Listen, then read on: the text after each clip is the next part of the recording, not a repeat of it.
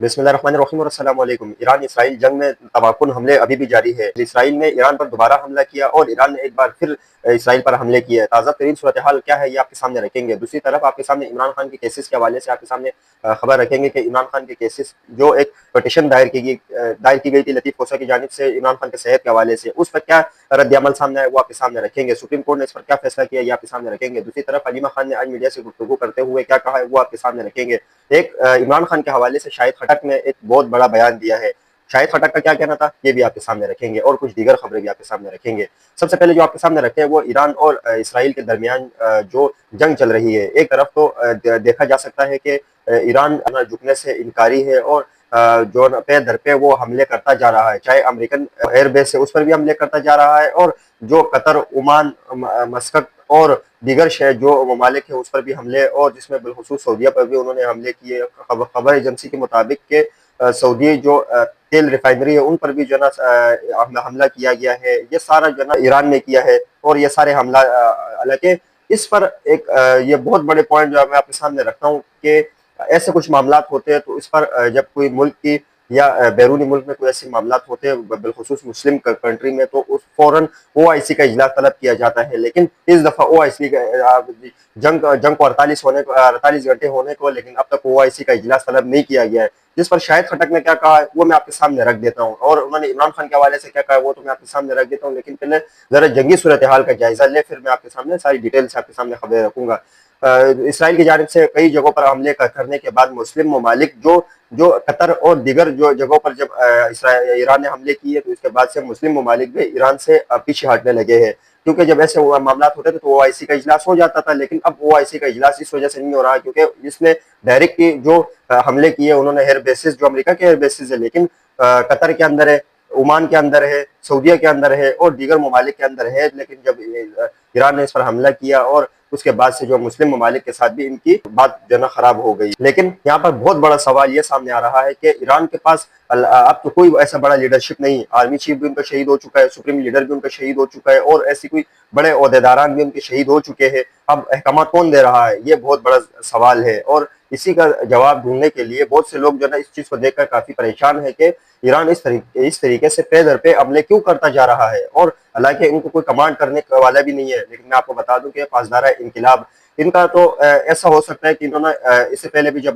Supreme leader آیت اللہ خامنہ کی ہوتے ہوئے انہوں نے یہ فیصلے کیے ہوں گے کہ اب صورتحال جو ہے نا بہت زیادہ خراب ہو سکتی ہے، اور جس طریقے سے امریکی جو جنگی بیڑے ہیں وہ قریب آ رہے ہیں تو حالات بہت زیادہ بگڑ سکتے ہیں، تو اس لیے ہم نے نئے سوچنا ہوگا اور پاسدار انقلاب کو یہ واضح یہ کہا ہوگا کہ آپ نے کسی جاریت کا منہ توڑ جواب آپ نے ضرور دینا ہوگا، اور آپ نے کسی ڈائریکشن کا انتظار نہیں کرنا ہوگا۔ لیکن اب یہ جو پے در پہ جو حملے ہوتے جا رہا ہے یہ پاسدار انقلاب کی طرف سے ہو رہے ہیں، اور وہ جو ہے نا اس چیز کا جواب دے رہے ہیں۔ لیکن اب جس طریقے سے وقت گزرتا جائے گا نئے سپریم لیڈر کا انتخاب ہوگا، اس کے بعد پھر وہی جو ہے نا احکامات جاری کرے گا، اور وہی ان کے ساتھ ہی پھر بات چیت جو ہے نا شروع ہو سکتی ہے۔ دوسری جانب مسعود پزشکیان کے حوالے سے انہوں نے نجی ایک انٹرویو کے دوران ان کا کہنا تھا کہ امریکہ نے مذاکرات کے دوران ہم پر گولے برسائے، یہ ان کو بھگتنا پڑے گا امریکہ کو۔ ایک طرف سے تو امریکہ دھمکیاں دے رہا ہے تو دوسری جانب جو ڈونلڈ ٹرمپ بھی دھمکیاں دیتے ہیں اور نیتن یاہو بھی دھمکیاں دیتے ہوئے دیکھا جا سکتا ہے ان کو۔ لیکن اب تک کے جنگی صورتحال کے مطابق اب تک تو کوئی جو ہے نا آگے نہیں بڑھ سکا، کوئی جو ہے نا جنگ میں جیت نہیں سکا، لیکن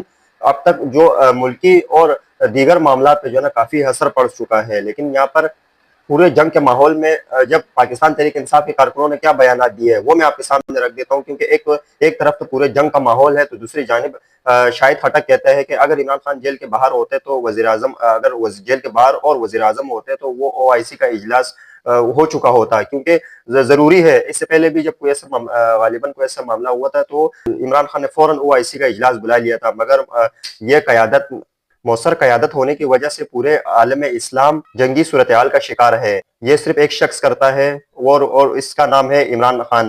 یہ شاہد خٹک نے اڈیالہ جیل کے باہر میڈیا سے گفتگو کرتے ہوئے جب ان سے صحافی نے سوال کیا ہے کہ ایران اور جو امریکہ اور اسرائیل کے درمیان جو جنگ چل رہی ہے اس حوالے سے جب ان سے سوال کیا گیا تو انہوں نے جواب دیا۔ اس پر علیمہ خان کا کیا کہنا تھا اسرائیل اور ایران کی جنگ کے حوالے سے وہ بھی آپ کے سامنے رکھ دیتا ہوں کہ انہوں نے جو نا کیا کہا ہے۔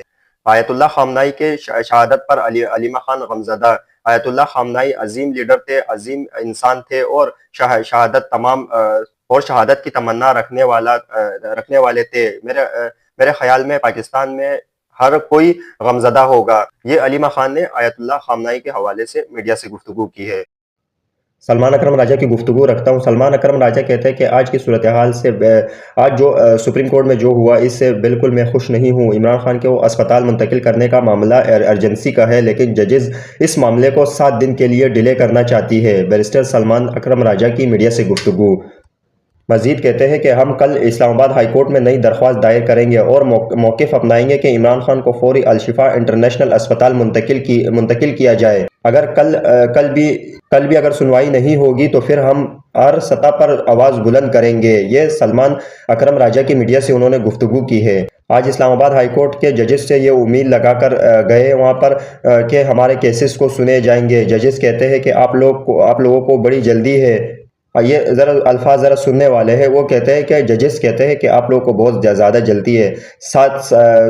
3 سال پورے ہونے کو ہے، اب تک کیسز نہیں لگائے جا رہے۔ اس کے بعد جج صاحب کہتا ہے کہ اب تک آپ پاکستان تحریک انصاف کے جو وکلا ہے ان کو بہت زیادہ جلدی ہے۔ 3 ماہ ہونے کو ہے، ایک پٹیشن نہیں لگی تو پھر ہم جلدی نہیں کریں گے۔ یہ سلمان اکرم راجہ نے ان سے بات کی ہے۔ مزید کہتے ہیں کہ ملک کا سابق وزیر اعظم اس وقت قید میں ہے اور ان کی آنکھ کا مسئلہ کسی سے ڈھکا چھپا نہیں ہے، لیکن پھر بھی جج صاحب کہتا ہے کہ کیا آپ کو کیوں جلدی ہے۔ ایک نئی خبر سامنے آ رہی ہے حکومت کی جانب سے کہ حکومت نے ایک بار پھر عمران خان کو دعوت دی ہے مذاکرات کرنے کی۔ یہ کیا معاملہ تھا یہ آپ کے سامنے رکھ دیتا ہوں، اور رانا ثناء اللہ سے کیا سوالات ہوئے یہ بھی آپ کے سامنے رکھ دیتا ہوں۔ حکومت اپوزیشن سے رابطہ، رانا ثناء اللہ، طارق فضل چودھری، اپوزیشن لیڈر محمود خان اچکزئی سے ملاقات شروع۔ دونوں رہنماؤں کے اپوزیشن کے چیمبر میں ملاقات ہوئی ہے۔ وزیر اعظم آفس کے ہدایت پر ملاقات کی جا رہی ہے۔